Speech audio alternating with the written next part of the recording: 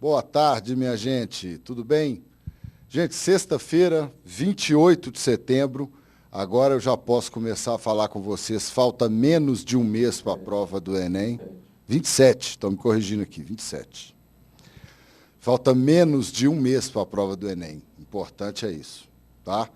Sexta-feira, véspera de 2 dias folgados para vocês terem tempo aí de revisarem a matéria na plataforma da internet, de estudarem um pouco mais e de se prepararem. Falta pouquinho e vocês vão fazer e vão conseguir, ok? Vamos ver as aulas de hoje? Primeiro horário, vocês vão ter uma aula de Ciências Humanas com o professor Rogério Ataíde, que eu já falei aqui, vou voltar a falar de novo. Apareceu essa semana na Ana Maria Braga e tal. O cara é celebridade, hein? Que é a página 501 da apostila de vocês. Já separem aí, deixem o material preparado, façam a aula render o máximo possível. Isso só é benefício para vocês, tá? No segundo horário, a aula é de Ciências da Natureza, a página 354 da apostila. São 2 professores, o Magno e o Fernando, que vocês já conhecem também e conhecem a capacidade deles de ensinar vocês e de fazer que vocês aprendam, ok? Vou voltar a pedir para vocês participarem, mandarem as suas perguntas. Tá? O pessoal que me pediu aquele material que eu exibi aqui durante a semana sobre as notas de corte, eu já enviei para todo mundo. Um abraço para o nosso aluno lá de Tangará. Esqueci de pegar o nome dele, eu vou voltar aqui, vou falar o nome dele, que é um cara que me mandou pedindo esse material, está interessadíssimo. Quem quiser, já volto a dizer, é só mandar um e-mail me pedindo que eu mando o e-mail, tem lá as principais notas de corte, as principais pontuações exigidas em cada um dos cursos das principais universidades do Brasil. Acho que é uma informação interessante para vocês. Tá ok? Gente, boa sexta-feira, boa aula e bom fim de semana.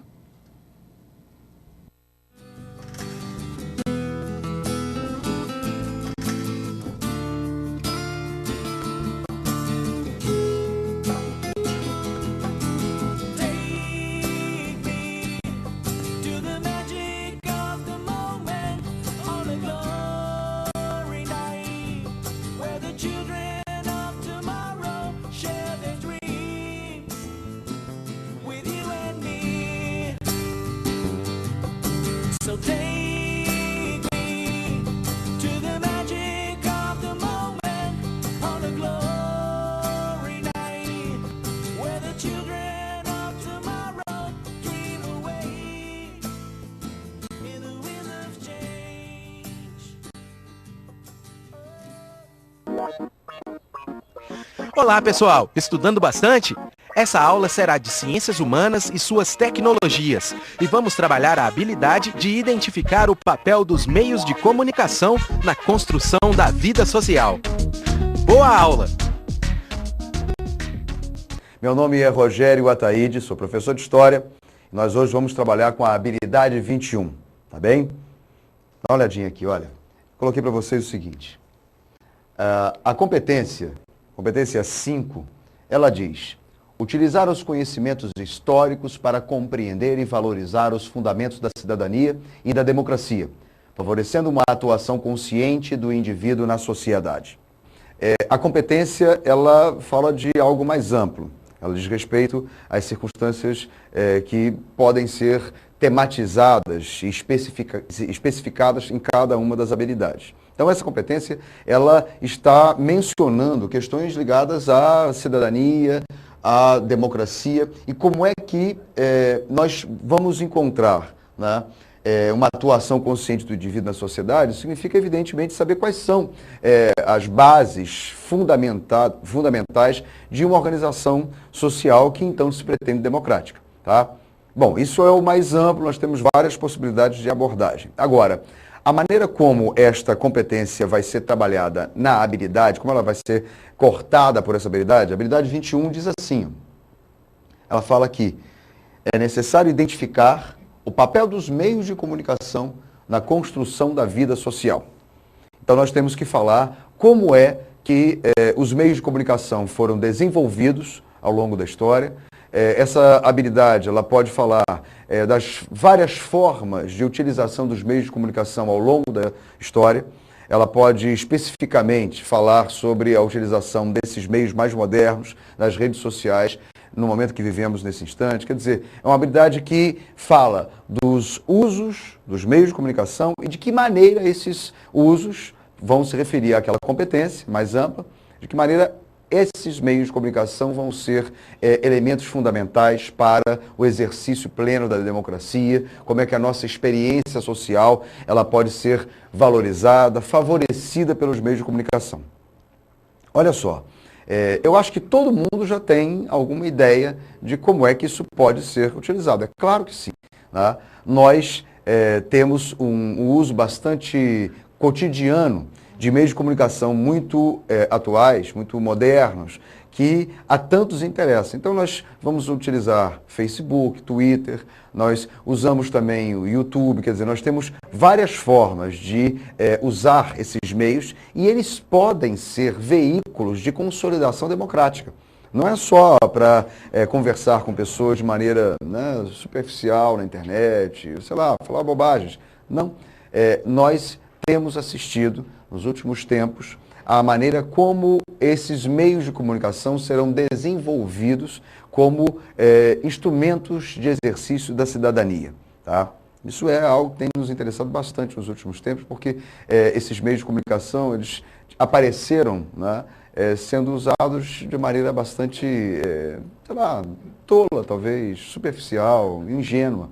Mas nos últimos tempos a gente tem assistido movimentos sociais que têm se valido desses meios de comunicação e, graças a eles, alguns processos históricos que têm tido bastante relevância nacional e internacional acabaram por se consolidar. Outra coisa, olha, a gente está falando de alguma coisa que está no tempo, né, que tem uma história de longo prazo. A gente tem que se lembrar que os meios de comunicação, não só esses modernos, mas os meios de comunicação, desde que nós possamos pensar em jornal, em panfleto, eles são meios de comunicação usados ao longo da história. Você vai falar de circunstâncias do século XVII, do século XVIII, que já foram capazes de arregimentar social e politicamente um determinado grupo para reivindicação de algum direito, né? Tentar ver se é possível lutar contra um privilégio, contra uma tirania. A gente pode dar diversos exemplos. A gente pode falar, por exemplo, o caso da independência norte-americana, que aconteceu no finalzinho do século XVIII, a Declaração de Independência de 1776. E para chegar nesse ponto, nós tivemos uma sociedade nas 13 colônias que se valeu muito frequentemente da utilização de meios de comunicação daquela época, né? Jornais, panfletos, textos publicados, de tal maneira que os meios de comunicação sempre estiveram presentes, né, na medida em que foram usados como algum tipo de instrumento sociopolítico na reivindicação de direitos, na luta contra algum tipo de tirania. Tá bom? Então, pensando nisso, pensando em colocar a coisa num tempo histórico mais amplo, os meios de comunicação eles estão diretamente relacionados a transformações que acontecem no ambiente da técnica e que têm repercussões também a nível econômico. Tá? Para isso, então, eu preparei uma introdução para a gente pensar, aproveitar, né, e pensar a Revolução Industrial e suas consequências no longo prazo. Tá bem? Então, vamos dar uma olhadinha. Olha, eu coloquei assim, Revolução Industrial, tá lá. E aí, para a gente começar a trabalhar, eu pensei em falar das relações entre a máquina e a revolução. Olha o textinho que eu separei para vocês.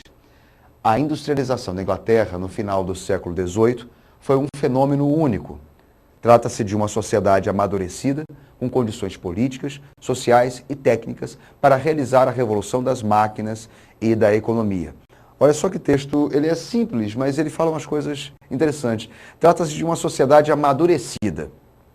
Ou seja, algo ocorreu, no caso inglês, para que houvesse já a condição plena para que essa revolução industrial ocorresse. É uma primeira coisa que a gente pode tirar do texto. Diz ali também, tem as condições políticas, sociais e técnicas, o que já faz sugerir que a revolução industrial não é um fenômeno exclusivo da transformação tecnológica. Ela tem muito mais a trazer do que meramente uma questão que se expressa na técnica, é claro. Tá? Então o texto faz já uma pequena introdução para a gente do que pode ser tratado a partir da Revolução Industrial. Mas o primeiro traço que eu gostaria de trabalhar com vocês é a relação desta Revolução Industrial, uma revolução econômica e técnica talvez, com uma outra transformação que se dá no ambiente político. Vou passar o slide, tá? Diz assim: a Revolução Inglesa é um longo processo, como vocês veem aí, pega uma boa parte do século XVII, 1640 até 1689. Na verdade, nós poderíamos até falar de revoluções inglesas. São diversos processos históricos que estão, parece que, fazendo uma grande sucessão de eventos no que diz respeito à transformação política que a Inglaterra sofria. Não vem ao caso agora dizer, mas a Revolução Inglesa ela já supõe transformações que ocorreram no meio do campesinato. São transformações que acontecem também dentro da elite aristocrática inglesa. Havia uma sucessão do trono no início do século XVII que acabou trazendo problemas, com uma nova dinastia que assumiu o trono inglês. Quer dizer, uma série de transformações, uma série de problemas levaram a essa revolução ou a essas revoluções. Tá?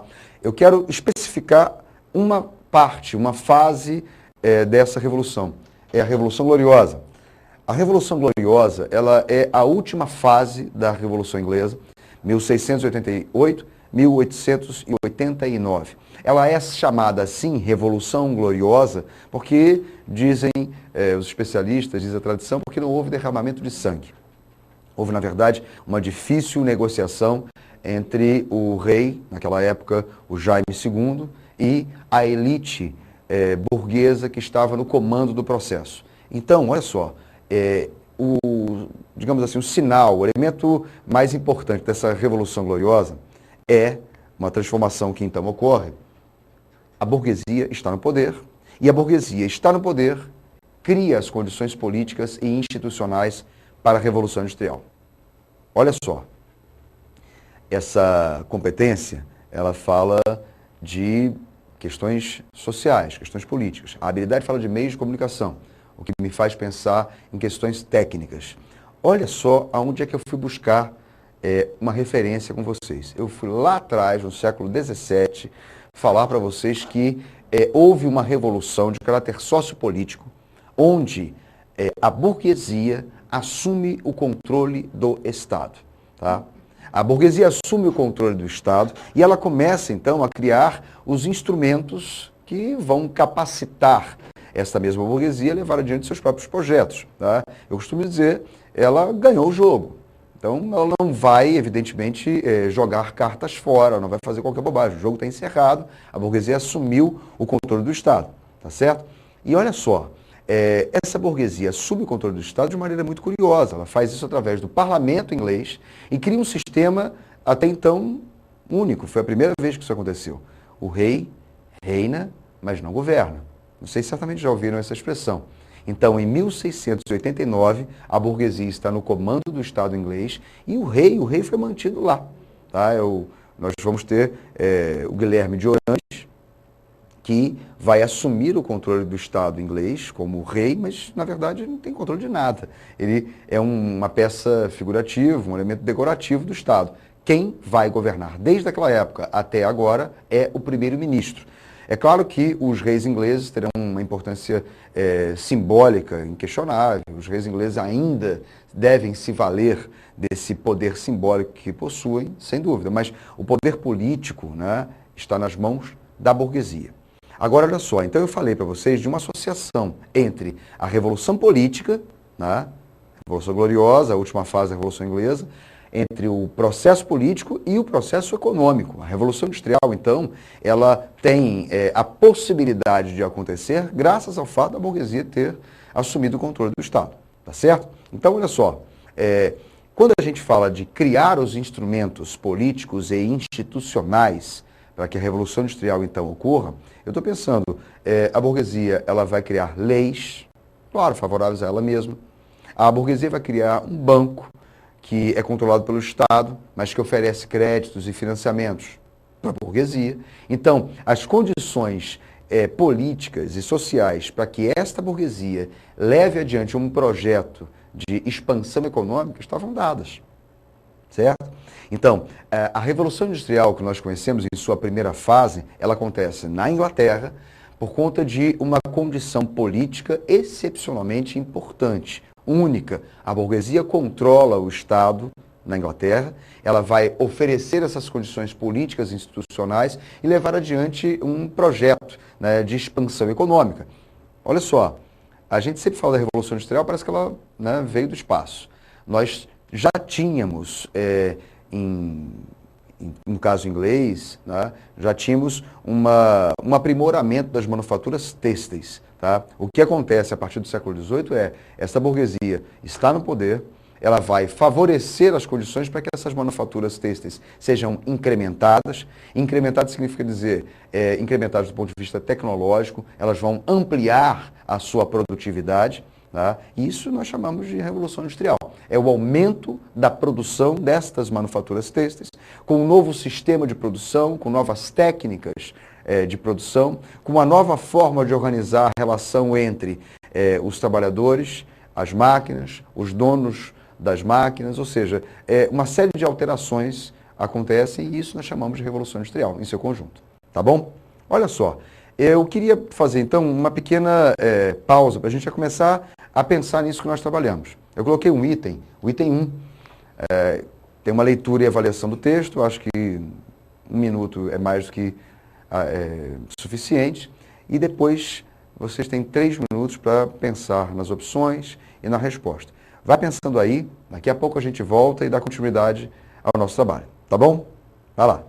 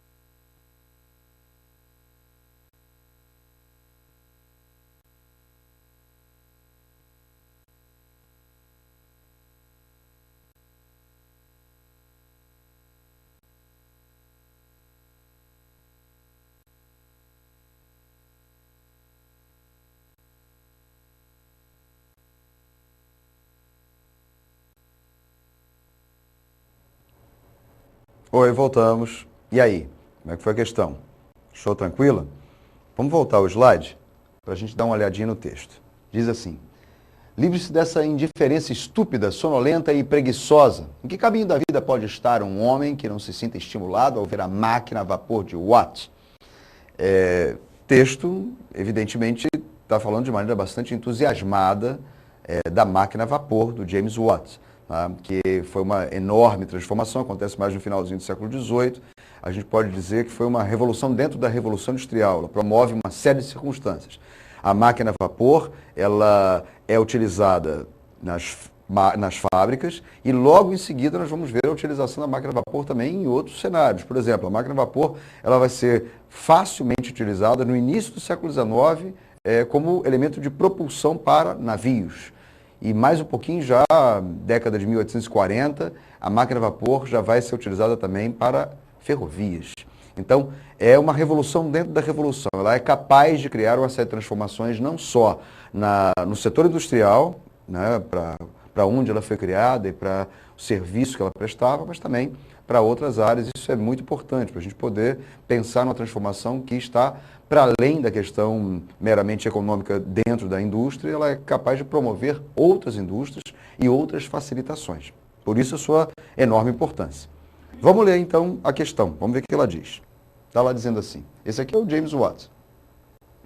Apesar do otimismo do autor do texto acima, o processo da Revolução Industrial, que se iniciou por volta da década de 1760 na Inglaterra, promoveu uma série de transformações na sociedade inglesa, tais como: A. Mudança no significado da palavra trabalho, passando a expressar dor e desprestígio social. Ampliação da divisão do trabalho, buscando maior produtividade e controle sobre os operários. C. Declínio das atividades agrícolas, provocando arrendamento das propriedades rurais e desvalorização da terra. Diz a letra D. Aumento das exigências tecnológicas, levando à capitalização empresarial e ao abandono das técnicas artesanais. Letra E. Retorno às formas de produção anteriores ao advento do vapor, como elemento de propulsão industrial. Bom, o que você achou da questão? Tranquilo? Acesse o site da gente e dá uma olhadinha lá e manda para a gente uma respostinha dizendo que você acertou, qual foi a opção que você marcou. Vamos discutir então essas questões. Olha só, o enunciado comenta o otimismo do autor do texto. Fala que a Revolução Industrial iniciou-se por volta da década de 1760.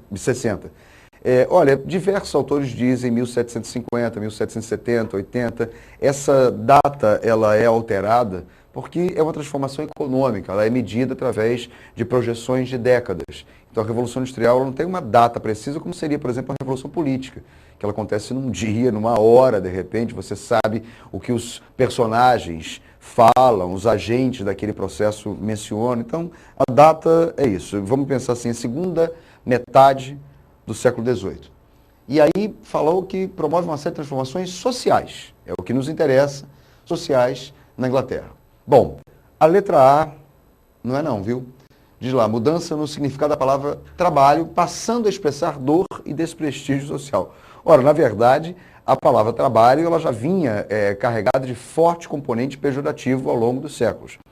A gente tem que pensar, por exemplo, que a fase que a gente chama de Idade Média, ou na Idade Antiga, Idade Média, o trabalho sempre foi algo considerado menor, né? As pessoas que não trabalham, os aristocratas, né, eles são nobres. E a expressão nobre acabou ganhando outras conotações. A gente fala de nobre de espírito, né? A gente fala de uma nobreza que diz respeito sempre a um nicho simbólico que é mais valoroso. Já o trabalho não, o trabalho tem a ver com algo pesado, algo que não é desejado. As pessoas não querem trabalhar da maneira como se trabalhava naquela época, de maneira desesperada, exaustiva. Não. Então, o trabalho, claro, passou a ser ainda mais desvalorizado, né, com o processo de proletarização da sociedade. O trabalho passou a ser ainda mais sinônimo de desprestígio. É verdade. Diz a letra B. Ampliação da divisão do trabalho, buscando maior produtividade e controle sobre os operários. Olha só, vamos marcar, essa aqui é a nossa opção, tá? Essa é a resposta. Letra B é a resposta certa da gente. Porque, de fato, é isso que acontece. nós vamos ver como o processo da Revolução Industrial, a divisão do trabalho, ela é ampliada, evidentemente. Nós vamos ter um trabalho que vai ser dividido em etapas. Tem um autor, por exemplo, o Adam Smith, ele escreve no finalzinho do século XVIII, ele escreve um livro chamado A Riqueza das Nações. Ele dá um exemplo que se tornou muito famoso. Ele dá o exemplo da fábrica de alfinetes. Ele dizia, assim, entusiasmado, você vê no texto dele, ele está realmente eufórico. Ele fala que, meu Deus, nós tínhamos algumas manufaturas de alfinetes e bons artesãos conseguiam fazer poucos alfinetes por dia. Ele falava um número, eu não me lembro exatamente qual, mas ele falava coisa de 20 alfinetes a cada dia faria um bom artesão.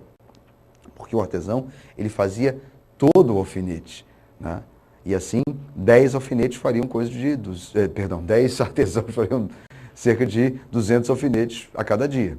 E ele fala com muito entusiasmo que bastou uma pequena mudança, grande mudança, nós sabemos, na maneira de produzir, e os alfinetes se multiplicaram ainda mais. Ele falava felicíssimo disso. Ele falava que agora tinha um trabalhador que era responsável por cortar os arames, o outro para limpar a ponta do arame, o outro para poder achatar a outra ponta, o outro para lixar, o outro para niquelar, o outro para poder colocar o alfinete dentro da caixinha, pronto. A capacidade de produção foi aumentada extraordinariamente. Então, a isso nós podemos chamar de divisão do trabalho, né? Nós temos uma divisão em etapas do trabalho, e isso favorece tremendamente, né, a possibilidade da gente aumentar ainda mais a produção, buscando maior produtividade e, claro, controle sobre os operários. Porque agora o operário ele não controla o processo inteiro da produção, ele controla só uma parte da produção, né? Ele é capaz de cortar o alfinete, ainda seguindo o exemplo do Adam Smith. A gente pode pensar, por exemplo, na atualidade, nós não sabemos fazer uma televisão, né? O operário que faz a televisão faz, na verdade, uma parte da televisão, não faz o processo, não conhece o processo todo, tá? Daqui a pouco a gente vai falar disso. A letra C. Declínio das atividades agrícolas, provocando arrendamento das propriedades rurais e desvalorização da terra. Olha, declínio das atividades agrícolas, não. Porque, afinal de contas, nós sempre teremos a necessidade, a demanda de produção de alimentos. Isso não aconteceu. Aliás, o processo que antecedeu a Revolução Industrial e que se manteve com ele conheceu, no caso inglês especificamente, um aumento da produção agrícola também, que durante algum tempo acompanhou o aumento da produção manufatureira. Então a letra C a gente não marca, não. A letra D, aumento das exigências tecnológicas, tá bacana, é uma coisa que a gente já vê e supõe com a máquina a vapor, tá. Levando à capitalização empresarial e o abandono das técnicas artesanais, não. Se essa letra D falasse de uma desvalorização das técnicas artesanais, de técnicas artesanais que se tornaram, então, secundárias, menos importantes, até ia. Agora, dizer que houve abandono, não. Né? Abandono não, porque o artesanato sempre se manteve, né? Inclusive, hoje em dia, a gente vê até uma retomada bastante feliz das práticas artesanais. Então, não. Era que mais se aproximava de um engano aí para você, podia te passar a perna, mas não. E a letra E, retorno às formas de produção anteriores ao advento do vapor como elemento da propulsão industrial. Claro que você não marcou essa, né? Você viu a leitura do texto, falava do entusiasmo em relação à máquina a vapor, o enunciado mencionou isso também, a letra E, você não marcou. Tá? Nossa resposta para esse primeiro item, a letra B. Tá? Então, manda para a gente aí a informação, você que acertou, manda para a gente a letra B como resposta certa, e se você tiver alguma dúvida em relação às outras opções ainda, manda também para a gente que a gente continua comentando. Tá bom? Mas olha só, essa questão eu coloquei para fazer uma transição, porque a gente acabou de falar sobre a Revolução Política e Econômica ocorrida na Inglaterra, ou seja, a Revolução Inglesa na sua última fase, a Revolução Gloriosa, como é que ela colocou a burguesia no controle do Estado, e essa burguesia, então, aciona as condições institucionais, políticas, para que a Revolução Industrial, então, ocorra. Aí eu peguei isso e peguei essa questão porque ela já coloca uma coisa a mais. Fala da questão social, das mudanças sociais ocorridas na Inglaterra. A gente pode expandir o mundo todo, vai acabar sofrendo essas mudanças. Mas na Inglaterra. E aí, olha só, fala da ampliação da divisão do trabalho, buscando maior produtividade e controle sobre os operários. Vamos mudar o slide, porque a gente vai falar então de uma outra coisa agora. Olha só. Máquina e homem. Cara, uma coisa importante que nós temos com a Revolução Industrial é um dos eventos mais significativos que ela produz é este. Nós temos a criação de um agente sociopolítico novo, o operariado ou proletariado. Essa grande transformação social que acontece no século XVIII e ela vai ainda, né, amadurecendo e se transformando ao longo do século XIX, essa grande transformação, né, a máquina e o homem, a geração desse proletariado, vai mudar completamente a história. Então, veja, a gente já sabe, a Revolução Industrial é um episódio que acontece do ponto de vista econômico, técnico. Tá? Nós ainda podemos falar de transformações sociais que acontecem. Só um pouquinho. O pessoal da produção está me dizendo que tem uma questão para a gente. Vamos lá, vamos dar uma olhadinha. A questão diz assim, vem lá do Polo de Belo Horizonte. A gente pode dizer que a Revolução Industrial tem outras consequências? Por exemplo, a nível ecológico, político, bacana. Bacana porque a gente está falando exatamente disso, né? A gente está falando da transformação política e econômica, política que acontece também no ambiente da tecnologia e já estávamos trabalhando com a questão social. Bacana, então. Porque aí, você que mandou a pergunta já está pensando em outras coisas, transformações ecológicas, políticas. Olha só, a Revolução Industrial é um fenômeno complexo, amplo, acontece em todos os setores. Você pode falar mesmo de uma revolução que começa lá no século XVIII, nós ainda estamos vivendo efeitos dessa revolução, vivemos ainda transformações de uma revolução industrial e, é claro, ela interfere em todos os setores. Por exemplo, você falou da questão ecológica, não foi isso? Cara, claro que sim. O primeiro impacto ecológico de uma revolução industrial, da revolução produzida pelas indústrias, já foi sentido no século XVIII. Nós temos uma famosa história, você certamente conhece, você sabe melhor do que eu, você estuda biologia. O Lamarck, ele criou uma imagem falando sobre uma transformação que ele percebia acontecer entre as mariposas da Inglaterra. E você certamente sabe dessa imagem do Lamarck, você estudou biologia, sabe disso. Ele fala que existiam mariposas que tinham asas claras e elas pousavam em árvores que tinham uma casca de coloração semelhante, claras. Só que com a fuligem das fábricas, essas árvores ficaram escuras, né? Escuras de fuligem. Então, aquela mariposa com a asa clara acabou se destacando, ela perdeu a qualidade, a vantagem do mimetismo, e ela foi presa fácil nos predadores. A variação genética da mesma mariposa, mas com as asas escuras, acabou se favorecendo daquelas condições da fuligem, e aí essa mariposa ela acabou tendo, digamos assim, a possibilidade de uma continuidade genética. Então a mariposa de asas brancas vai desaparecendo, a mariposa de asas escuras acaba prevalecendo. Cara, isso já é uma expressão de uma transformação ecológica muito significativa, né? E é notada por um cientista daquela época. Desde aquela época até hoje, nós temos enormes transformações ecológicas, quase que tolo ficar falando de cada uma delas, vocês sabem disso. Então, sim, há uma relação direta entre a Revolução Industrial e as transformações ecológicas ocorridas no longo prazo. Veja o que acontece entre nós hoje. Nós estamos falando de impactos ambientais, nós estamos falando agora, discutindo agora temáticas como sustentabilidade. O tema ecologia nunca foi tão vivo, né? Exatamente pela tragédia, pelo caos que o homem causou ao longo desses últimos 250 anos de destruição, né, da natureza. Sem dúvida nenhuma, a Revolução Industrial tem consequências ecológicas. O outro quesito foi consequências políticas, não é isso? Consequências políticas. Então, sim, consequências políticas, e aí não só no caso inglês, mas fora da Inglaterra. O caso inglês já é conhecido, quer dizer, a Revolução Industrial ela acontece por conta de uma transformação política, tá? Mas é interessante perceber como no mundo todo o modelo inglês acabou servindo, né, de inspiração, Porque no mundo todo as pessoas pensaram, meu Deus, olha só, a Inglaterra se transformou numa mega potência em coisa de 50, 60 anos. Por que isso aconteceu?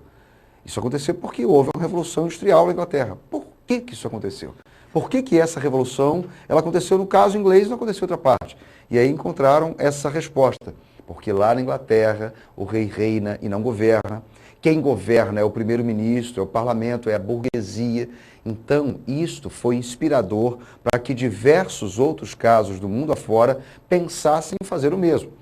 Então, nós vamos ver, por exemplo, filósofos franceses pensando no caso inglês como modelo e tentando refletir sobre o caso francês, e eles acabaram levando adiante um projeto de revolução. Sim, a Revolução Francesa, ela acaba ocorrendo um século mais tarde, 1789, né, inspirada por esse exemplo que a Inglaterra acabava oferecendo. Tá bom? Então, sim, temos transformações econômicas, técnicas, sociais, ecológicas, políticas. Você pode falar transformações ideológicas, sim. Quer ver uma coisa? Eu estou me estendendo muito nessa resposta, mas eu acho que vai ser interessante. A gente está falando de transformações em todos os níveis. Transformação ideológica, claro que sim.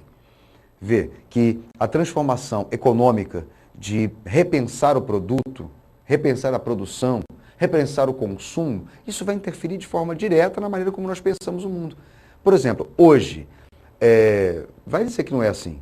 Nós definimos as pessoas e, lamentavelmente, definimos as pessoas por aquilo que elas são capazes de consumir, né? Por sua capacidade de comprar produtos, né? Se esses produtos são bons, se são excelentes produtos, produtos de marca, que tem etiqueta, né?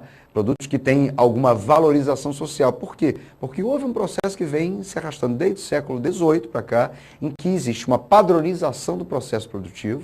Essa padronização, ela alcança, em alguns casos, algumas empresas, níveis maiores de excelência. Essa empresa identifica-se através de uma marca. Essa marca, então, passa a cobrar um valor que não é o valor exatamente do produto, mas um valor agregado a esse produto, que é o da marca, né? Então, nós passamos a consumir esses produtos e nos identificar através desses produtos. Então, existe sim uma transformação que se dá até no ambiente da ideologia, da maneira como nós concebemos o mundo, como nós concebemos o indivíduo na sociedade, graças à Revolução Industrial.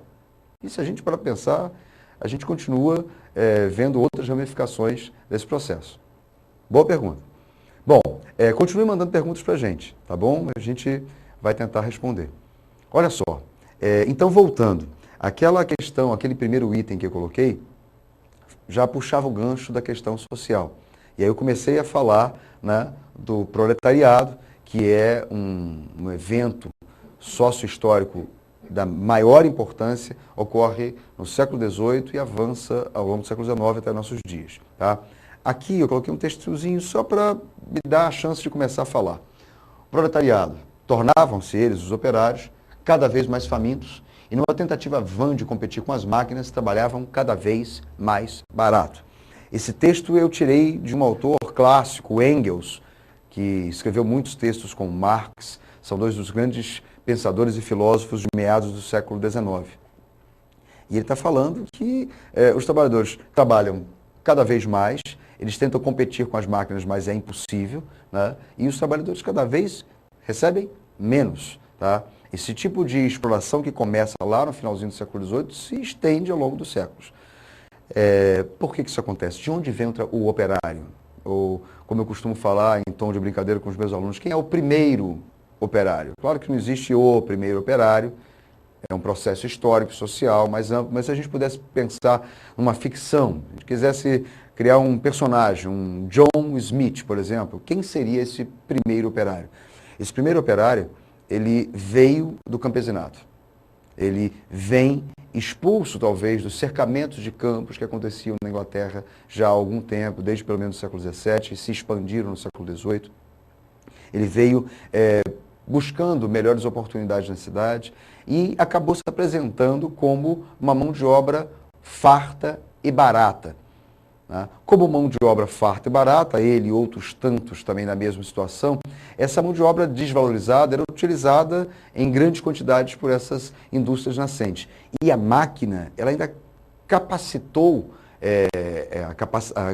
a produção de uma maneira extraordinária, porque uma máquina é capaz de fazer a força física de vários homens, né? E até mesmo de mulheres, e talvez até de crianças, de tal maneira que essa máquina ela poderá ser utilizada por um número menor de homens e também por mulheres e crianças. Mulheres que vão trabalhar tanto quanto os homens e ganhar sempre menos que eles.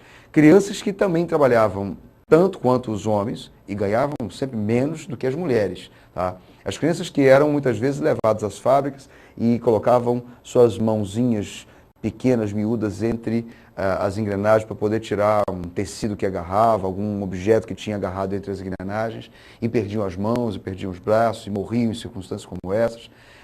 Médicos, no final do século XVIII, alertavam para o drama de ver diversas crianças que morriam nos distritos industriais com os pulmões praticamente calcinados, carbonizados, de tanto material químico, né, suspenso, né, de tal maneira que os caras acabavam sofrendo, né, agruras terríveis. Quer dizer, é um trabalho pavoroso, em condições de trabalho pavorosas, e aí nasce o operário.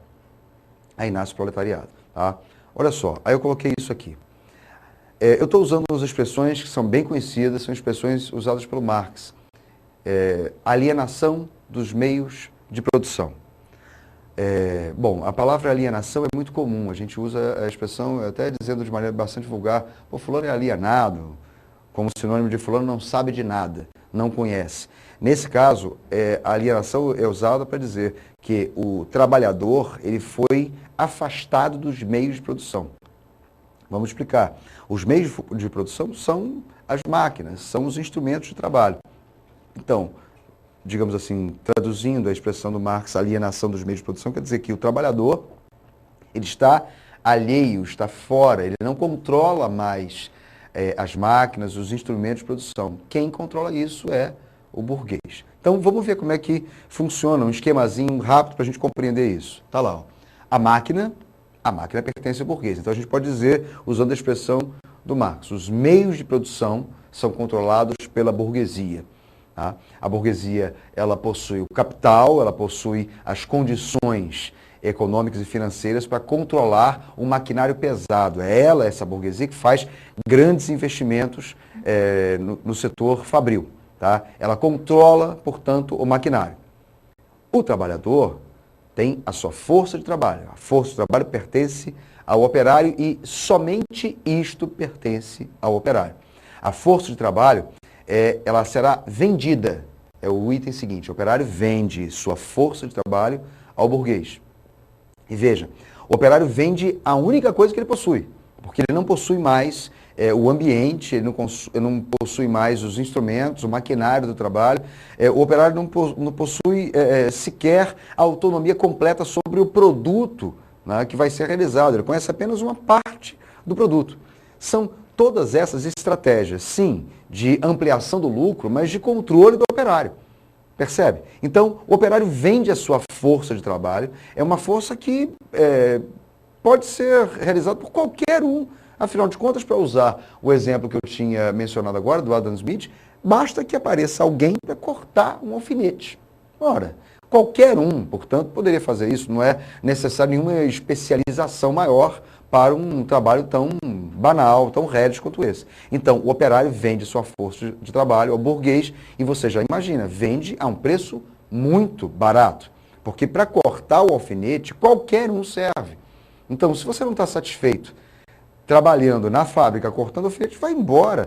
Vai embora porque não existe nenhuma lei trabalhista, nada que favoreça o trabalhador, nós não temos nenhum direito nessa época para os trabalhadores, nada protege o trabalhador. Então, assim, não está satisfeito, fique à vontade, vai embora.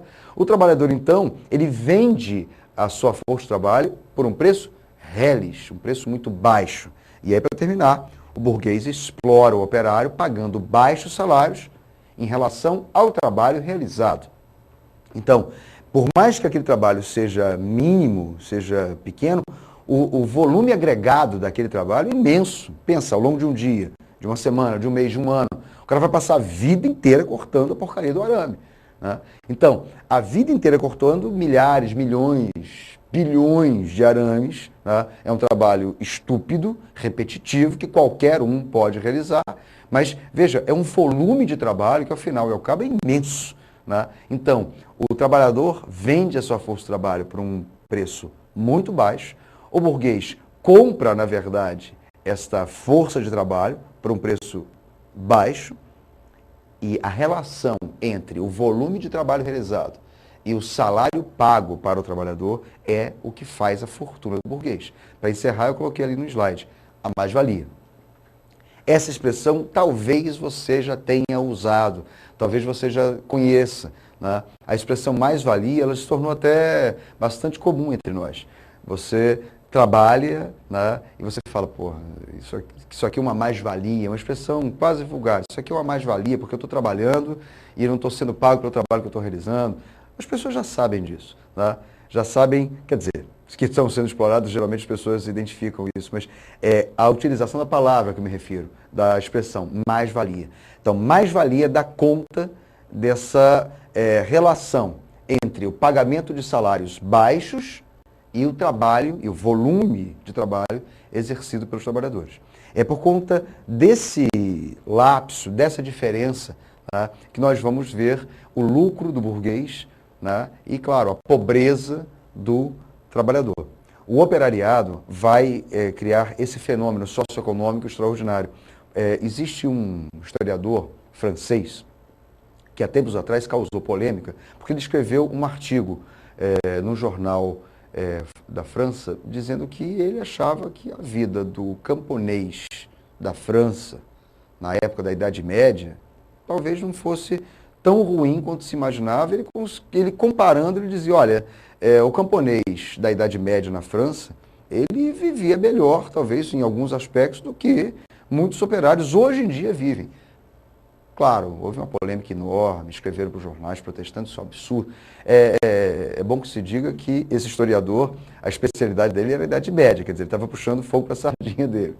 Mas eu entendi, depois ele escreveu e se justificou, explicou o que estava dizendo, não se desculpando, mas explicando o que ele estava dizendo. Eu entendi perfeitamente. O que esse autor disse foi, olha, sobre diversos aspectos, a diferença entre pobres e ricos sempre existiu, mas na Idade Média era essa aqui. Né? A diferença entre pobres e ricos na Idade Média, você vê as condições do rei, de um príncipe, e as condições do camponês, claro que elas existem, óbvio que elas existem. Mas você não tem nada que tecnologicamente seja uma conquista daquela sociedade medieval que possa criar um fosso maior. Não. Né? Transportes. Não, o camponês vai a pé, o nobre vai a cavalo. Né? Não existe um absurdo de lapso ali.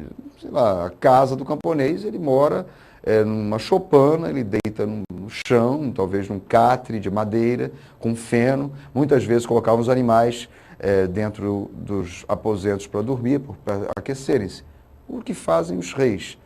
Olha, não é tão diferente. Eles podem viver em camas um pouco mais confortáveis, muitas vezes também mantinham os animais da casa, cães principalmente, dentro dos aposentos, colocavam tapetes para aquecer o ambiente nas paredes, mas nada de excepcionalmente diferente, não é nenhuma conquista tecnológica que os afaste tanto. E por aí vai, a comparação se estendia. Ao contrário do que acontece hoje, dizia esse autor francês. Hoje a diferença entre pobres e ricos é absurda. Né? Essa diferença que começa a ser aprofundada no século XVIII chega a situações que são, às vezes hoje, inacreditáveis, beiram ao ridículo. Né? Porque, sinceramente, é ridículo você ver pessoas que não têm o que comer, não têm aonde viver, não têm aonde dormir. São pessoas que em áreas urbanas, no mundo afora, Brasil afora, a gente vê, dormem com papelão. Né? E disputam qual é o melhor papelão. A questão é saber se a loja de eletrodomésticos vai dispensar aquela caixa da televisão de 42 polegadas, porque aquela caixa me interessa agora, porque ela está limpinha e eu consigo me arranjar melhor com ela. Meu Deus, pessoas que estão até hoje, né, catando lixo, restos de alimentos para se alimentar. Esse nível de pobreza, esse nível de miséria que nós ainda encontramos mundo afora, é uma realidade. contrasta com a sociedade em que você encontra bilhardários que têm um dinheiro no bolso que é capaz de pagar o PIB de muitos países. O PIB, né, o Produto Interno Bruto de diversos países africanos, leste europeu, etc. Isso é ridículo. É disso que falava o autor francês, desse absurdo do fosso social aprofundado. Então, olha só, nós estamos falando de uma circunstância em que esse operariado aparece no final do século XVIII, aparece para trabalhar nessas fábricas. Essas fábricas vão gerar um lucro extraordinário e cada vez mais amplo para o burguês, que controla os meios de produção, ou seja, controla os instrumentos, as máquinas, né, todas as peças, todos os mecanismos da produção. O operário não tem nada mais para vender senão a sua força de trabalho, vende a preços baixos e ainda tem esse fosso que se abre entre a produção, né, o lucro alcançado pelo burguês e um lucro em muito alcançado graças aos salários baixos pagos para esses trabalhadores. É isso que chamamos de mais-valia. Tá? Fechamos essa parte? Então, eu tenho uma proposta para vocês, mais um item para trabalhar. Tá?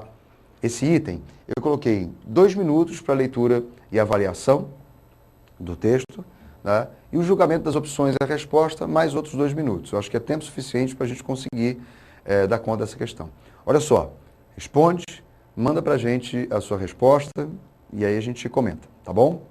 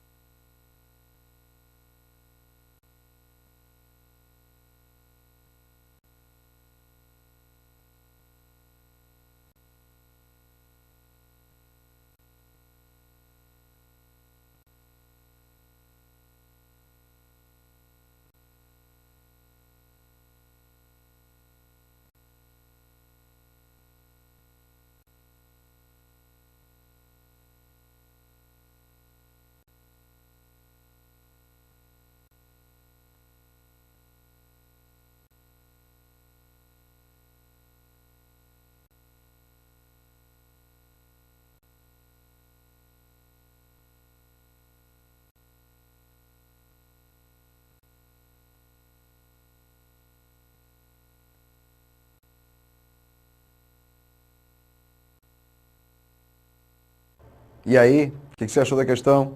Fez? Vamos dar uma olhadinha então. O texto é do Thompson, é um inglês, é um texto clássico, falando sobre essa transformação que acontece. O nome do livro dele é, né, o Making Of, né, dessa classe operária inglesa, ou seja, ela se fazendo. A prosperidade, induzida pela emergência das máquinas de tear, escondia uma acentuada perda de prestígio. Foi nessa idade de ouro que os artesãos, ou os tecelões temporários, passaram a ser denominados de modo genérico tecelões de teares manuais. Exceto em alguns ramos especializados, os velhos artesãos foram colocados lado a lado com novos imigrantes, enquanto pequenos fazendeiros tecelões abandonaram suas pequenas propriedades para se concentrar na atividade de tecer.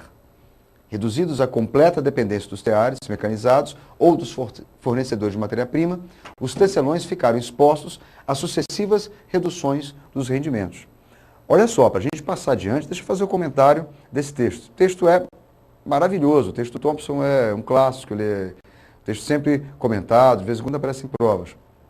Esse texto do Thompson está falando de uma transformação que acontece. Exatamente isso que nós falávamos da alienação, por isso que eu coloquei essa questão logo na sequência. Tá? Ela está amarradinha com o que nós dissemos.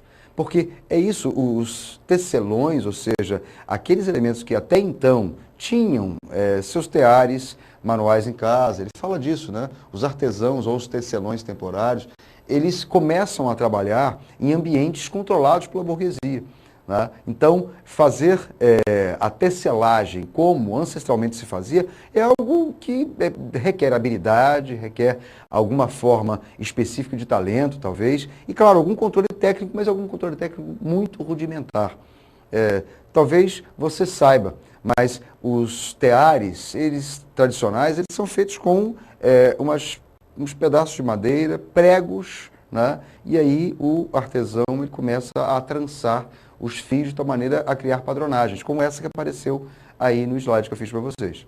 Tá certo? Então, ele está falando de uma transformação desse processo que era até então, né, artesanal, em que os artesãos e esses tecelões eles tinham um controle de maneira mais absoluta do processo, e não, eles perdem tudo isso e eles vão começar a ficar, como disse ali no final do texto, né, reduzidos à completa dependência dos teares mecanizados, controlados pela burguesia, dos fornecedores de matéria-prima, também burgueses.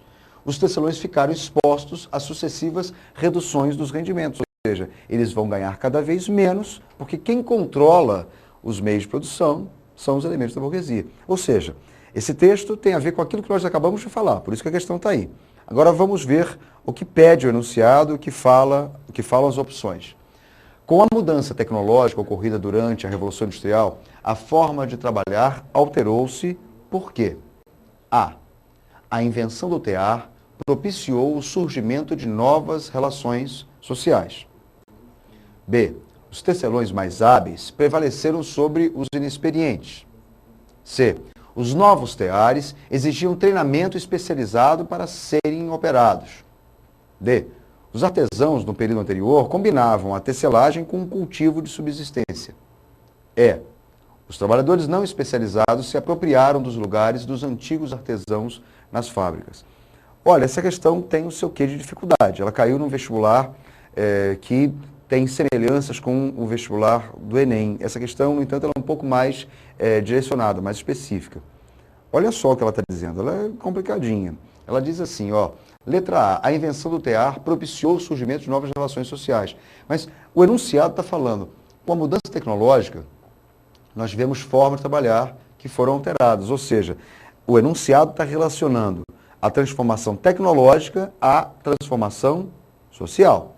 E aí está dizendo, letra A, a invenção do tear propiciou o surgimento de novas relações sociais. Olha, parece óbvio até você marcar a letra A, tá? Mas não é a nossa opção correta. Ela está incorreta porque a invenção do tear é muito antiga. Tá? A invenção do tear, ela é, meu Deus, é tão velha quanto talvez seja velho o homem quando teve a necessidade de cobrir o corpo e fazer alguma forma de tecido. Então, não se trata da invenção do tear, mas de uma máquina de tecelagem de grande porte. Tá? Se a letra A estivesse se referindo a isso, ela estaria certa, mas não é a nossa opção. B. Os tecelões mais hábeis prevaleceram sobre os inexperientes. Bom, o texto não falava disso e não é essa a questão que o enunciado sugere. Então, a gente já poderia eliminar a letra B, porque ela não se relaciona ao enunciado ou ao texto. Isso é interessante você sempre se lembrar. Nesse caso, não, a letra B está errada, mas você pode encontrar até algumas opções corretas, mas que não respondem ao enunciado. A letra B está errada, não só não responde ao enunciado, mas está errada porque os tecelões mais hábeis prevaleceram sobre os inexperientes.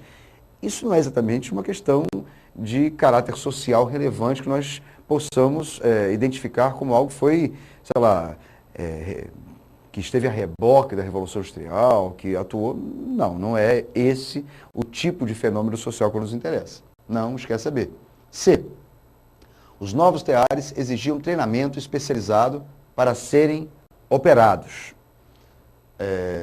Os novos teares mecanizados, sim, vão precisar de um treinamento especializado, algo que seja complexo, né?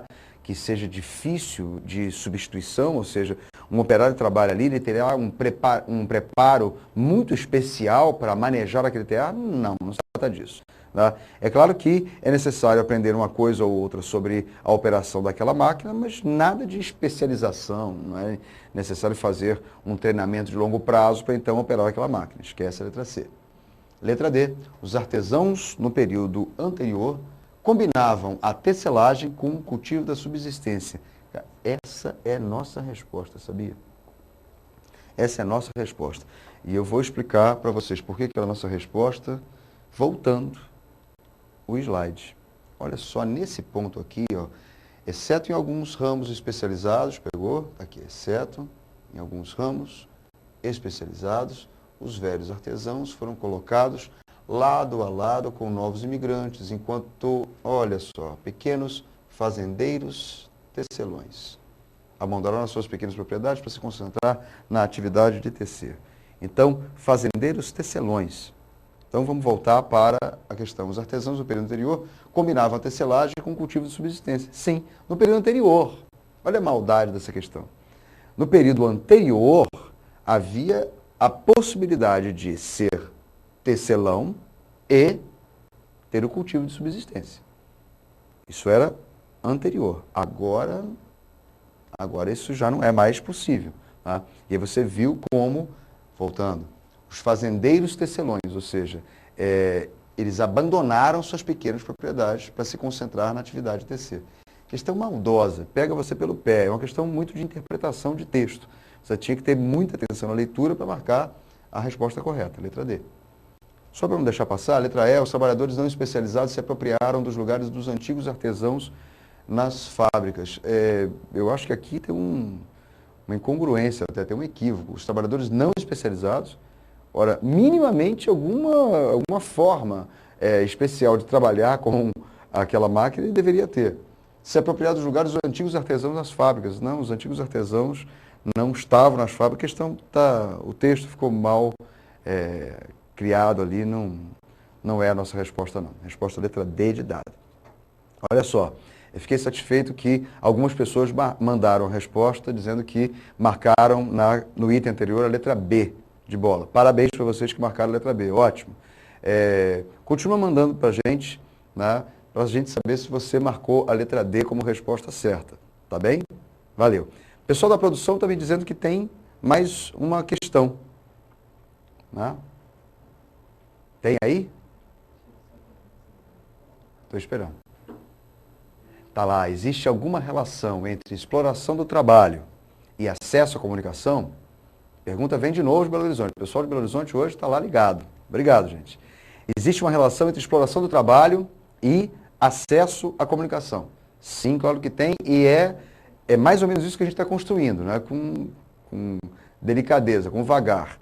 Então, eu estou falando de Revolução Industrial, a conquista política, o desenvolvimento econômico e tecnológico, as diferenças sociais. Né? Agora a gente está chegando nessa transformação social, bacana. Então, nós estamos falando, sem dúvida nenhuma, de um processo de concentração de renda, que se dá secularmente cada vez mais poderosa, como é que a possibilidade de ter acesso à fortuna favorece também ter acesso à tecnologia e, portanto, à comunicação. Tá? Sem dúvida nenhuma. Nós poderíamos dizer o seguinte, você podia, de repente, estar pensando, Rogério, de repente você pensou nisso. Você pode pensar assim, o nome da pessoa era Paulo, esqueci de falar o seu nome, Paulo. Mas, Paulo, de repente você pensou o seguinte, hoje em dia, nós temos essa profunda diferença socioeconômica. Hoje em dia, nós temos, sim, pessoas extraordinariamente, como eu disse até há pouco atrás, ridiculamente ricas, né? E pessoas inacreditavelmente pobres. Mas, no entanto, nós vivemos hoje a maior qualificação para acesso à comunicação, a instrumentos de comunicação. Olha bem. Então, como é que se resolve isso? Como é que nós resolvemos? Entendeu? Eu acho que eu entendi a sua pergunta. Como é que nós resolvemos uma situação de fosso social profundo, de profundas diferenças socioeconômicas, né, quando hoje nós temos maior acesso à comunicação? É verdade. Mas nós temos, sim, hoje mais acesso à informação. Mas você que recebe, sei lá, 3, 4 salários, você tem o melhor celular? Você tem o computador mais extraordinário do mercado? Você tem os últimos instrumentos de tecnologia que foram criados na Coreia, no Japão, sei lá, na Europa, eles estão na sua mão? Não. Então, nós temos quase que um refúgio dessas, ou seja, do resto desses instrumentos de comunicação avançados. A gente fala em celulares, né? Mas os nossos celulares, moderníssimos muitas vezes, mas a maioria absoluta ainda utiliza celulares que são celulares, né, de gerações já superadas. É verdade. Então, sim, existe uma relação que se mantém até hoje entre essa transformação socioeconômica produzida lá atrás, na Revolução Industrial, e que até hoje favorece à elite o acesso a instrumentos de comunicação extraordinários, né, e não franqueia, quase como migalhas, como eu disse, esse refúgio da comunicação. Quer ver? Eu lembrei, por causa da sua pergunta, Paulo, eu lembrei de uma coisa que eu li tempos atrás e eu fiquei fascinado. Já fizeram uma primeira transmissão de televisão com uma imagem holográfica do repórter. Né? O repórter estava em algum lugar, e aí o âncora estava no jornal, e ele vai chamar o repórter e aparece uma imagem holográfica, espantosamente, a imagem holográfica do repórter que estava, sabe-se Deus aonde, ali do lado dele. Né? E aí o âncora, inclusive, se assustou, falou assim, meu Deus, é difícil a gente se acostumar com isso. Isso já aconteceu, isso não é ficção, isso já aconteceu. Então, é claro que é possível você conversar com imagem holográfica, né? É possível. Só que quem controla isso, voltando àquela expressão, os meios de comunicação são controlados pela elite burguesa. Você é dono do satélite que está passando essa imagem? Não. Né? Você é dono de toda a aparelhagem que está sendo utilizada aqui para poder levar a imagem, me levar até a sua casa, a sua escola? Não. Né? Ou seja, ainda vivemos uma circunstância de controle tecnológico por parte das elites, sem dúvida nenhuma. Tá? Boa pergunta. Continua participando, tá bem? Então, vamos continuar desenvolvendo a nossa argumentação. Olha o próximo slide que eu preparei aqui, ó. Tem a carinha ali do Marx e máquina e dinheiro, tá? São duas frasezinhas que eu destaquei do Marx. Ele diz assim, a burguesia não pode existir sem transformar constantemente a produção. Então, Marx está falando de adaptação constante, né, da burguesia, e essa adaptação constante da burguesia supõe sempre novas formas de lucro. Tá? Na frase seguinte está lá, a necessidade de mercado sempre crescente impele a burguesia a conquistar o globo terrestre. Então, nos dois casos, a gente pode até pensar numa palavra-chave, nós estamos falando da possibilidade constante de ampliação de lucros. Pensa, a Revolução Industrial começa na Inglaterra. Ela atendeu inicialmente a mercados locais, ingleses. Muito rapidamente, o mercado começou a se expandir para áreas europeias. Tá? E nós passamos um longo período no século XVIII atendendo mercados europeus. Já no final do século XVIII, a Inglaterra, ainda à frente do processo, ela ambiciona novos mercados, começa a favorecer e incentivar os processos de independência da América espanhola, da América portuguesa, e aí tornam-se independentes os países da América espanhola, então os países da América Latina, espanhola e o Brasil, da América portuguesa. E aí a Inglaterra vem para cá e começa a vender seus produtos. Tá? Passa um tempo assim no século XIX, então já estamos aí, década de 1820, né, já resolvidas as independências. Passam-se mais 30, 40 anos, os ingleses vão querer mais. E aí vão-se embora para a África, vão-se embora para a Ásia, e nós já falamos de imperialismo, uma nova fase da expansão econômica global. Então é isso. A burguesia, ela sempre, desde que começou o processo da Revolução Industrial na Inglaterra, ela vive um processo de constante expansão. E é claro que essa constante expansão de mercados, ela vem acompanhada de uma constante expansão dos lucros. A gente pode identificar algumas fases da Revolução Industrial ao lado das fases da expansão geográfica do capitalismo. É simples até de fazer isso. Hoje, nós falamos de uma economia globalizada, não é? Então, essa economia, ela já gira o mundo todo, né? Essa economia globalizada já não conta mais com a Inglaterra como potência, nós já temos outras forças econômicas atuantes, e aí essa economia globalizada já tem outras formas de expansão do lucro mundo afora. Tá bem? Então, olha só, esses dois textos falam da expansão do lucro, tá? Da expansão geográfica do lucro, né? Pelo conquistar o globo terrestre, e também fala de transformação da produção, como diz aquele textinho ali que está em vermelho. Tá? Então, transformar constantemente a produção, adaptar a produção a novas condições de mercado, a novas demandas que o mercado possui, e por isso continuar ampliando o lucro. Tá? Para isso, eu peguei máquina e dinheiro, e eu fiz um outro slide para a gente poder expandir um pouco mais essa compreensão. A expansão do lucro está ligada a formas burguesas de otimizar a produção, ou seja, de melhorar a produção. Tá certo? Então, o que a gente fala lá? Expansão global de mercados. Que eu acabei de mencionar. Então, a burguesia era inicialmente aliás, a Revolução Industrial era inicialmente um fenômeno inglês, controlado por uma burguesia da Inglaterra, e com o passar do tempo, a Revolução Industrial passa a ser um fenômeno europeu, mais um tempo é um fenômeno global. Tá? Hoje em dia, a Revolução Industrial ela atinge todas as partes do planeta. A burguesia que antes estava detida na Inglaterra, ela vai se expandindo para a Europa, atingiu também Estados Unidos, depois o mundo todo. Hoje nós podemos falar desse fenômeno global, sim, global, porque a Revolução Industrial agora já não é mais algo localizado específico. Tá? Primeiro item, então, expansão global de mercados. A gente já tinha começado. Padronização da produção, produção em série. Ora, uma das formas de ampliar os lucros, já no século XVIII e XIX, é produzir em série, produzir em massa e produzir um produto que seja homogeneizado, padronizado, pasteurizado, com a mesma cara, tá? Para usar uma expressão ainda mais um outro sinônimo, uniformizado.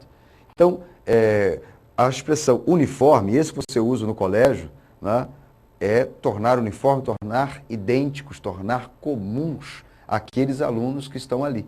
Tá? A ideia de padronização, de uniformização, ela vem dessa Revolução Industrial. Ela quer criar um produto que seja sempre um igual ao outro. E quando você vê um produto que difere um pouco do outro, você aponta aquilo como um defeito. Não é? Um detalhezinho qualquer, um repuxo da blusa, você já aponta como defeito. Porque foge da padronização. Por que isso é importante? Porque produzir em grande escala, né, e produzir produtos que são idênticos, né, muito semelhantes, isso acaba criando um tipo especial de mercado que foi bem a cara do século XIX, tá? E que só no século XX começa a se alterar um pouco, e bem recentemente se começa a se alterar um pouco. Tá? Então, hoje a gente quer um produto personalizado, que tenha um traço que já seja mais a minha cara. Isso, poxa, tem automóveis sendo vendidos assim. Então, você tem uma expressiva fartura de produtos, de repente cadernos, né? Várias capas de cadernos, vários modelos de páginas dos cadernos, são vários cadernos. Eles cumprem a mesma função. atendem ao mesmo fim, mas essa diferenciação, né, dos produtos, isso é algo bem mais recente, bem mais moderno, tá bom? Nós tivemos durante um longo período essa ideia de padronização da produção, a produção em série para atender essas demandas de mercado e garantir lucros. Outro aspecto, barateamento da mão de obra. A gente já tinha visto isso lá no século XVIII. Então, o barateamento da mão de obra já tinha acontecido lá, mas ele continua. E aí, os grandes industriais europeus vão começar a buscar mão de obra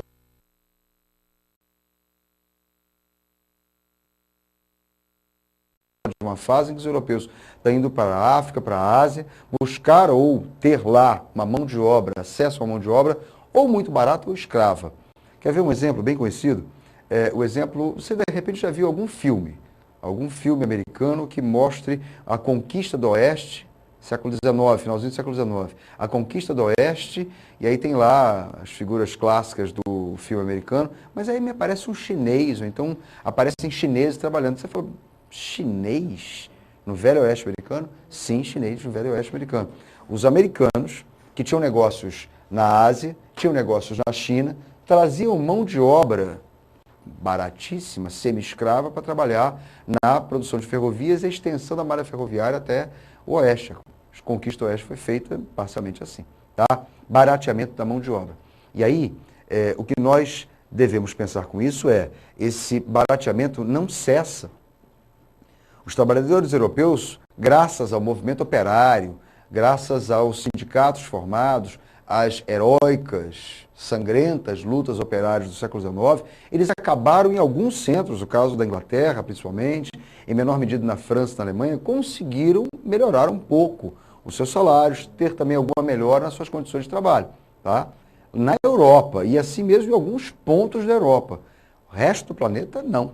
Você pode considerar que no início do século XIX, boa parte da população do planeta vive alguma forma de submissão a alguém, seja pela escravidão, pela servidão ou pelas formas abomináveis de trabalho que ainda eram praticadas nas áreas operárias. Tá certo? Então, essas são formas de expansão e expansão garantida do lucro. Tem uma outra coisa que o Marx falou e eu deixei para falar agora, porque a gente já engrena naquilo que finalmente a habilidade deseja, para a gente relacionar todo esse universo sociopolítico à questão da comunicação. O Marx mencionou ali a necessidade que a burguesia tem de se transformar e transformar produtos e fazer produtos novos, tá? E tentar atender a novas demandas, ou melhor, criar novas demandas, criar novas necessidades, fazer um novo produto, né? E esse produto passa a se tornar, meu Deus, fundamental. Gente, o celular. Né? Nós temos o celular como alguma coisa que é objeto de interesse de tantos. O computador, o laptop, aqueles aparelhinhos infernais que você leva para tudo que é canto, você tira foto, comunica com todo mundo. Esses são objetos de desejo de todos nós, são elementos de alta tecnologia que foram criados por uma sociedade burguesa altamente especializada que foi transformando a sua produção até criar uma sociedade como a nossa, moderna, urbana, tecnológica, sedenta de novidades tecnológicas, de comunicação e que podem, através do computador, facilitar, aprimorar nossa percepção da realidade, entre outras coisas. Tá bom? O pessoal da produção disse que tem alguma coisa vindo aí de alunos. É isso? Isso aí, professor. Se continuarmos assim, até o Enem, vamos nos dar muito bem. Lorena, Hanna, Mariana e Jennifer. Muito obrigado. Professor Jonas Pontes Atias, né? Lá de Porto Tombetas, Pará. Olha só que beleza. Abraço para o pessoal de Pará, muito obrigado. Isso aí, boa sorte para vocês todos, tá bom? Então, olha só, vamos fazer mais um item para avaliação, para a gente encerrar essa parte e chegar naquilo que a habilidade deseja. Item 3, leitura e avaliação, 1 minuto. Leitura do enunciado, julgamento das opções e respostas, 2 minutos. Rapidinho a gente dá conta disso e a gente responde essa questão, tá bom? Manda pra gente, estou sabendo, o pessoal da produção está me dizendo que mais pessoas estão dizendo aí que é raro acertar as questões, tá? Manda pra gente a sua resposta, tá? Dá uma olhadinha aí na questão, tá bom? Abraço.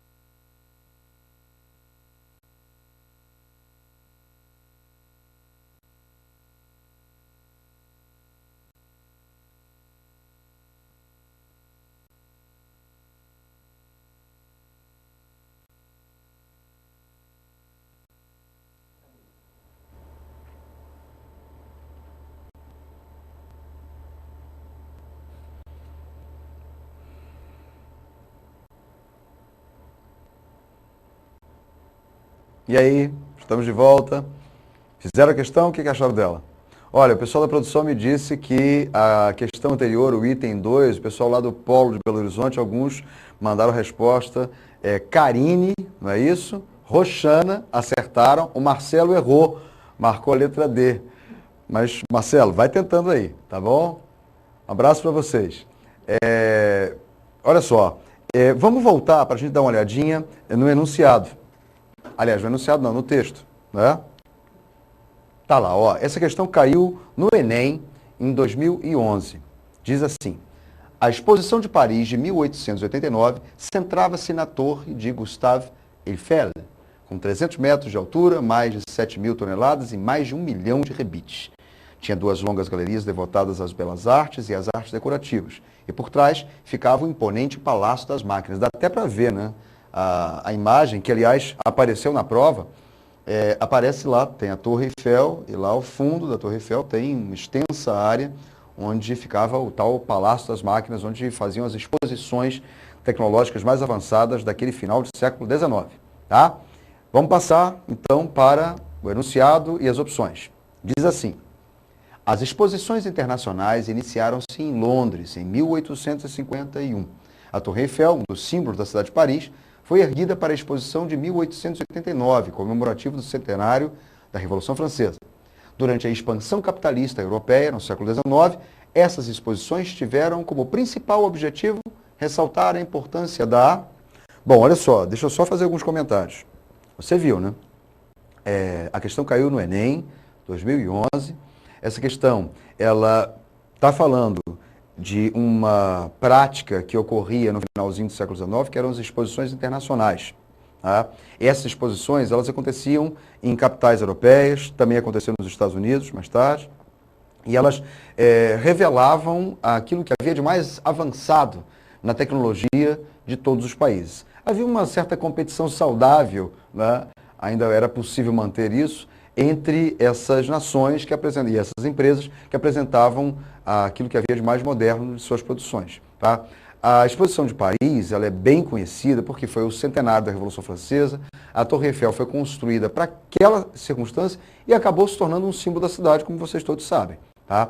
O enunciado pede para a gente responder a isso durante a expansão capitalista europeia no século XIX.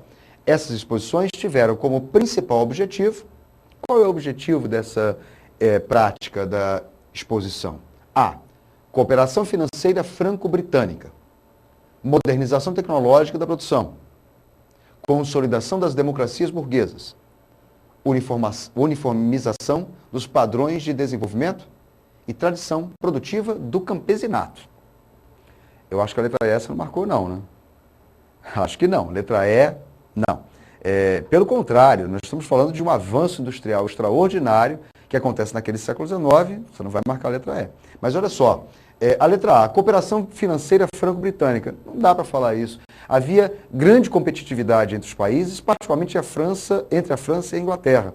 França e Inglaterra, França e Alemanha competiram até a Primeira Guerra Mundial. Então, às vésperas da Primeira Guerra, 1914,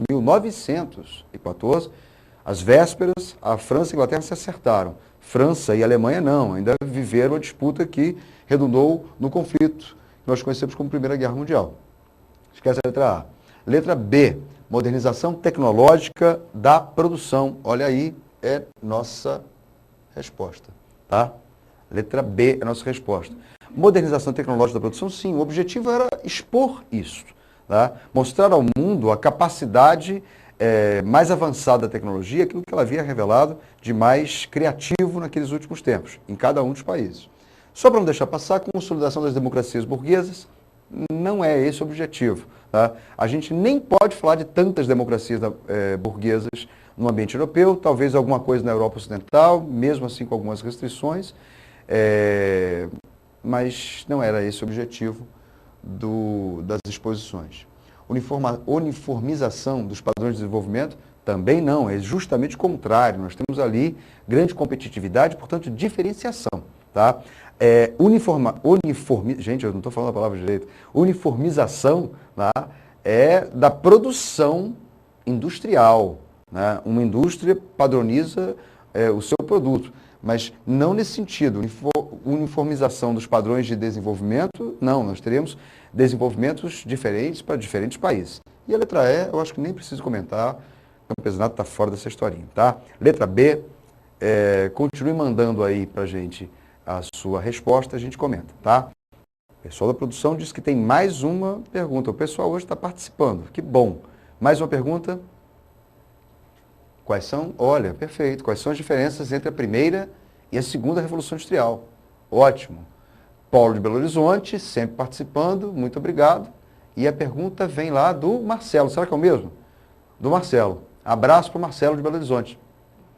Olha só, primeira e segunda Revolução Industriais. Sim, claro, temos grandes diferenças. Rapidinho, porque está acabando. Primeira Revolução Industrial, final do século XVIII. Segunda Revolução Industrial, século XIX. Primeira Revolução Industrial. A Inglaterra é um elemento quase que isolado no processo.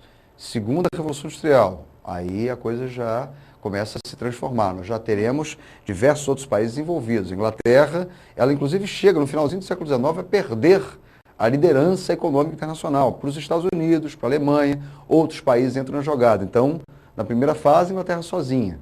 Na segunda fase, a Inglaterra já está bastante acompanhada. Na primeira fase, nós temos, digamos, uma vedete da produção industrial. Nós temos um carro-chefe da produção industrial, que é a indústria têxtil. Na segunda fase, a coisa implode. E eu acho que isso vai puxar para a nossa última abordagem. Olha só, passando o slide. Finalmente, máquina e comunicação. Eu coloquei esse slide aí e vocês vão ver, são telefones antigos, telégrafos antigos e também tem rádios antigos. Final do século XIX, início do século XX, nós temos um boom industrial ligado à segunda revolução industrial e transformações muito grandes operadas no âmbito da comunicação. Então, o telégrafo, o telefone, o rádio vão criar condições para um nível de comunicação nunca antes visto. É uma revolução alegre, feliz, né? É uma conquista tecnológica que foi recebida com muita simpatia por todos, mundo afora. Sem contar outras coisas, eu não estou nem falando de cinema, por exemplo, da fotografia, do cinema, a gente nem falou isso. Meio de comunicação é telégrafo, né, o telefone e o rádio. Aí olha só o que eu trouxe para vocês. Olha, eu coloquei que a Revolução Industrial, principalmente nessa segunda fase, ela opera uma transformação extraordinária da invenção científica, rapidamente se transformando numa conquista técnica e finalmente vira produto. Olha, a gente não assistiu isso com tanta frequência como nessa época. A gente nunca tinha visto isso, né?